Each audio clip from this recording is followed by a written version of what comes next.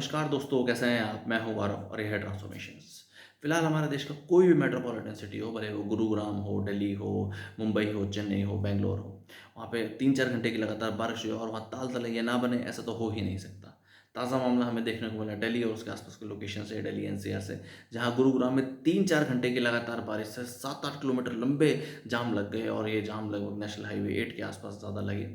और लोग लगभग 4-5 घंटे तक इस तरीके के जाम में फँसे रहे। और उससे ज़्यादा हास्यास्पद या कह सकते हैं शर्मनाक ये है कि जिला आपदा प्रबंधन के जो हेड हैं, उन्होंने एडवाइज़री जारी करी है कि 2 तारीख को 2 सितंबर 2025 को भी इस तरीके की बारिश हो सकती है 3-4 घंटे लगातार। तो जितने भी कॉर्पोरेट्स हैं, इंफ्रास्ट्रक्चर ग्रुप्स हैं, इन्वेस्टर्स हैं वो या प्राइवेट कंपनीज़ हैं, वो अपने एम्प्लॉइज़ को वर्क फ्रॉम होम देने का काम करें और जितने भी स्कूल्स हैं, वो अपने छात्रों को ऑनलाइन शिक्षा देने के एक तरीके से काम करें।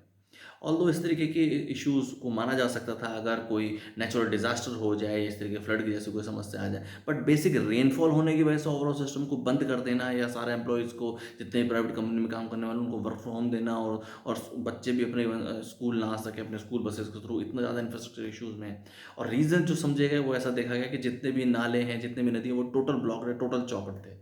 ऑल्दो अगर आप गुरुग्राम को समझेंगे तो गुरुग्राम में फ़िलहाल मेट्रोपॉलिटन काफ़ी बड़े लेवल पे मेट्रोपॉलिटन सिटी है और काफ़ी बड़े लेवल पे यहाँ पे जो मल्टीनेशनल कंपनीज़ हैं, प्राइवेट कंपनीज़ हैं और भी इंटरनेशनल ग्रुप्स के कॉर्पोरेट ऑफिसेज़ हैं और इंफ्रास्ट्रक्चर ग्रुप्स हैं, उन काफ़ी फैक्ट्रीज़ भी हैं। हज़ारों हज़ार करोड़ रुपए हर महीने टैक्स आता है, हर साल टैक्स आता है, भले वो म्युनिसिपल कॉर्पोरेशन का टैक्स हो, इंफ्रा टैक्स हो, जीएसटी हो और भी इस तरीके से। वो सारा पैसा जाता कहाँ है? ये समझने की ज़रूरत है कि इतनी बड़ी-बड़ी कंपनीज़ में इतने बड़े-बड़े इन्वेस्टर्स बैठते हैं, कॉर्पोरेट कंपनीज़ बैठती हैं, वो इतने बड़े-बड़े सॉल्यूशंस करते हैं और ऑन रोड पे अगर 3-4 घंटे की बारिश हो जाए, तो 7-7 8-8 घंटे के लंबे जाम लग जाते हैं या कह सकें 7-8 10 किलोमीटर लंबे जाम लग जाते हैं।